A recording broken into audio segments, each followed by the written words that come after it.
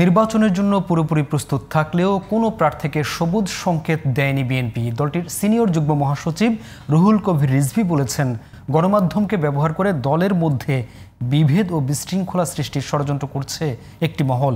তফসিল ঘোষণার পর প্রার্থী তালিকা চূড়ান্ত করা হবে বলে জানান তিনি।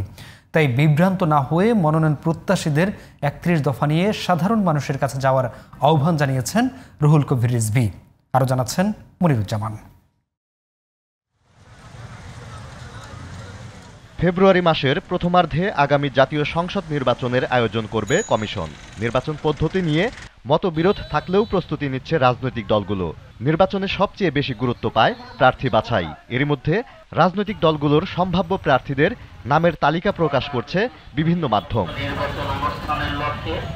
বিএনপির সিনিয়র যুগ্ম মহাসচিব রুহুল কবির রিজভী বলেন, তার দলের ২০০ প্রার্থীকে গ্রিন সিগন্যাল দেওয়ার যে সংবাদ প্রচার করা হয়েছে তা ষড়যন্ত্রেরই অংশ।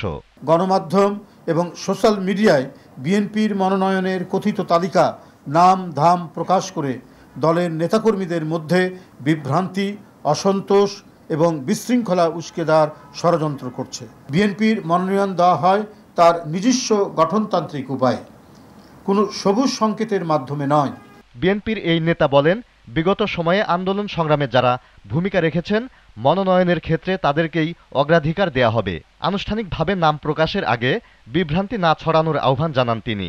তফসিল ঘোষণার পরেই দলের ভারপ্রাপ্ত চেয়ারম্যান তথা বিএনপির কেন্দ্র থেকে ঘোষণা ব্যতীত এখন পত্রপত্রিকায় প্রকাশিত কোনো মনগড়া সংবাদে বিভ্রান্ত না হওয়ার জন্য সারা দেশের নেতাকর্মীদের প্রতি আহ্বান জানাচ্ছি। দলের ভারপ্রাপ্ত চেয়ারম্যান জনাব তারেক রহমান প্রতিটি এলাকায় ঐক্যবদ্ধভাবে কাজ করার সুনির্দিষ্ট ও যথাযথ নির্দেশনা দিচ্ছেন। তিনি মনোনয়ন প্রত্যাশীদের ঐক্য সুদৃঢ় করার এবং আরও জনবান্ধব হওয়ার নির্দেশ দিয়েছেন। কোনো ষড়যন্ত্র জনগণের ভোটাধিকার প্রতিষ্ঠায় বাধা হতে পারবে না বলে মনে করেন বিএনপির সিনিয়র এই নেতা। Moniruzzaman, GTV news, Dhaka.